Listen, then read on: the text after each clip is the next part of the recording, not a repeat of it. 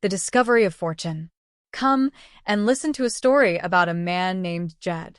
He was a poor mountaineer who barely kept his family fed through the hardest of times. Then, one fateful day, he was out hunting, shooting at some food to put on the table. As he fired his gun, up through the ground came a bubbling crude oil, that is, black gold. Texas tea. Well, the first thing you know, old Jed became a millionaire. The kinfolk gathered around and said, "Jed, move away from there." They told him that California was the place he ought to be. So, they loaded up the truck and they moved to Beverly Hills, that is. Swimming pools. Movie stars. This is the story of the Beverly Hillbillies. A beast in the cellar. The sun was shining over the grand mansion, but inside, Granny was in a state of absolute panic. She hurried toward Jed, her eyes wide with genuine fear. Granny cried out that a mountain lion was at Jethro. Jed looked at her, his expression calm but curious. He told her that if she was to tell him that Jethro had encountered a mountain lion, he would have to believe it was true. Granny explained that she had sent Jethro to the roof cellar, and when the boy did not come back, she went to see what was keeping him. There, she stood and saw a great big mountain lion licking his chops. She claimed the beast had her baby boy right out from under his arm. Jed looked out the window and asked if the truck was gone. Granny snapped back, saying that mountain lions do not eat trucks, they eat flesh eaters. Jed nodded, explaining that he figured if the truck was gone, that might tell them what happened to Jethro. Granny was losing her patience. She insisted she told him exactly what happened. She said he was bit by a mountain lion in the roof cellar and asked if Jed was going to get his gun and shoot it before it ate the rest of the family. Jed paced the room, noting it was kind of dark in that roof cellar. He suggested that what she had seen might not have been a mountain lion at all. Granny was adamant. She said she had seen him and that there was a wild, violent creature in the roof cellar. Jed reminded her that they had been out here in Beverly Hills for going on 8 years. He remarked that the wildest thing they had seen yet was that movie star who lived down the street. Granny asked which one, and Jed described the one with the long blonde hair, the wild clothes, the jewelry, and the walk with a wiggle. He said she knew the fella. Granny stood her ground. She insisted there was a mountain lion in her roof cellar and asked if Jed was going to shoot him, or if she had to do it herself. Jed, ever the man of routine, said that as quick as he finished his cereal, he would take a look. Granny was appalled, asking how he could sit there eating cereal at a time like this. Jed admitted that it was not easy, especially with the thought of a mountain lion eating his kinfolks and Jethro. The search for the family. Then a new concern arose. Granny asked where Ellie was, wondering if the mountain lion had eaten her too.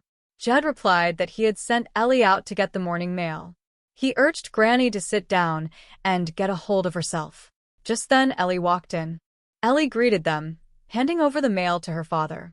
Jed thanked her, and Granny immediately told Ellie to run and fetch her father's gun so he could shoot the mountain lion in the roof cellar. Jed shook his head and said he was not going to shoot Herman. Granny was confused. Herman? Jed explained that he had gotten him yesterday at the animal farm and that he was his new pet. Granny scoffed, saying he was some pet if he ate his cousin Jethro. Ellie defended the animal, saying Herman would not do that. Granny insisted he did and told Ellie that her father was fixing to shoot him. Ellie pleaded with her father not to do it. Jed looked at his daughter and said he would do what he had to do, noting that kinfolks came ahead of Herman. Ellie asked if he was really going to do it, and Jed sighed, saying the only thing he was definitely not going to do was eat his cereal. He decided to give it to Herman instead, as the animal loved it. Jed called out for Herman to come and get his breakfast. Granny was horrified, shouting that she wanted no man-eating beast in there. Ellie tried to reassure her that there was no man-eating beast, and that it was just a kid. Granny ordered the vicious killer out of her kitchen. Ellie sighed and called to Herman, saying they had better skirt. News from home. As they left, Granny muttered that she had indeed seen a man-eating beast. Jed sat back down and told her that if she fetched him another bowl, she would see a man eating cereal. He then noticed the mail. He said it looked like somebody had sent them the latest copy of the Silver Dollar City News. Granny asked who sent it, but Jed said the paper did not say. Jed scanned the pages and whistled. He told Granny to guess who was getting married. When she asked who, he revealed it was the daughter of Alverna Bradshaw. Granny asked if he meant Big Mouth Bradshaw. Jed confirmed it. Granny was shocked, asking if the homiest girl in the hills had truly found herself a fella. Jed said it seemed that way, and though Granny did not believe it, Jed pointed out it was there in black and white. Granny became very serious. She asked if Jed realized what this meant. Jed joked that it meant he was not going to eat his cereal, but Granny was not laughing. She insisted that he had to get Ellie Mae married right away. When Jed asked why, Granny explained that Big Mouth Bradshaw was 2 days younger than Ellie. She said that if she got married before his daughter, he would be disgraced. Jed did not think so, but Granny told him to think of Ellie, saying she would die of shame. Jed doubted it would bother Ellie. Granny then brought up Jethro, saying he was a boy with a lot of pride and was liable to leave home. Jed joked that he would stay as long as there were victuals, but Granny insisted it was no joking matter. She declared they had to take Ellie back to the hills and get her married right away. Jed asked why the hills, and Granny answered that it was where the men were the marrying kind. Jed asked if they could talk about it after breakfast because he was powerful hungry, but Granny said they had to settle the matter right now. Jed finally agreed and told her to go next door and ask Mr. Drysdale if he would keep an eye on the place while they were gone. The college man. As Granny left, Jed saw Jethro and offered him some milk. Jethro thanked him. Jed asked where he had been, and Jethro proudly announced he had been to college. Jed was surprised and asked how long he had been going. Jethro said it was his first day, explaining that he had fallen in with a college crowd that made him realize how much he had been missing. Jethro told Jed that even though he had graduated the 6th grade, there was still more he could learn. Jed said he was proud of him. Jethro described the fellas as a nice, smart bunch. Jed asked if any of them were unmarried. Jethro believed they all were. Jed then suggested that Jethro fetch home some of those college fellas to introduce to his cousin Ellie. Jethro agreed to fetch a whole bunch, so she could take her pick. Jed was pleased. He finished the last of his cereal and thanked Jethro. Meanwhile, at the bank, Milburn Drysdale was busy on the phone. He was dealing with millions in bullion, shipping deals, and oil syndicates. He was a man of high finance. When his secretary, Miss Jane Hathaway, came in, she told him that the Clampetts wanted a favor. Mr. Drysdale was initially resistant. He stated he was a bank president, not a caretaker or a zookeeper. He told Miss Jane to tell Granny no. However, when Miss Jane asked why he would not tell her himself, he admitted that while he had just invested $85 million, he could not afford to argue with them because it was their $85 million. The stakes of the move. Granny arrived and asked if Miss Jane had told him the news.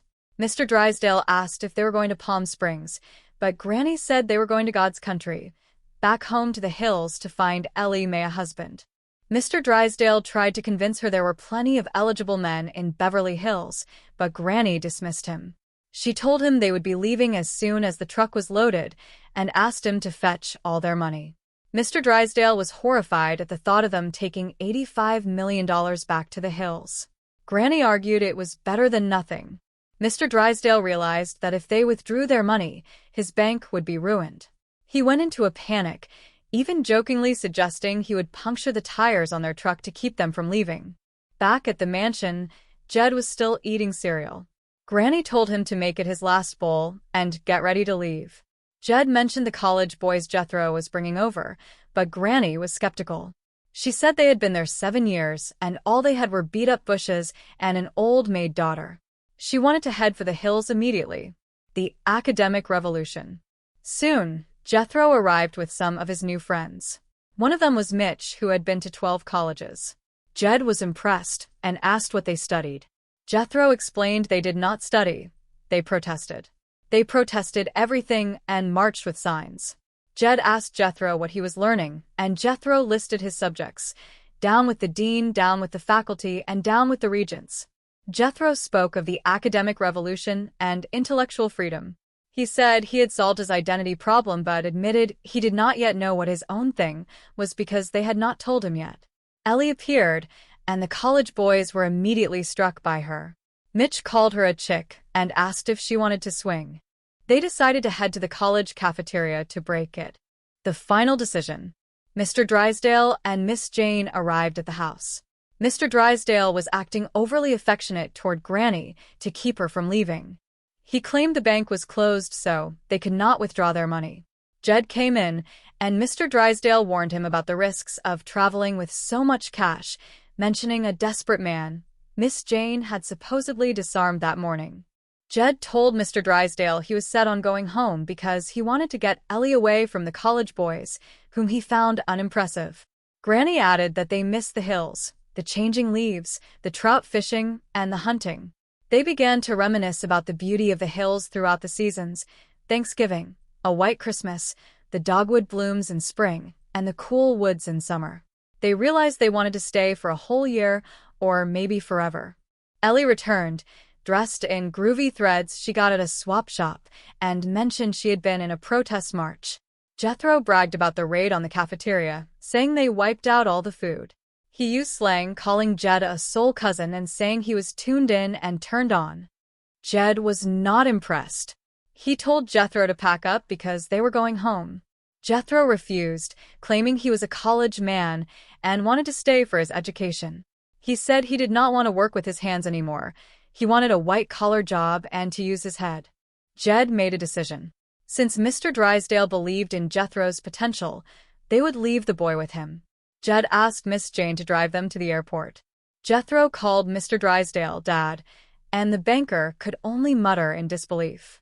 The family prepared for their journey, leaving the modern world behind for the simple comforts of home, while Jethro stayed to pursue his new life in the city.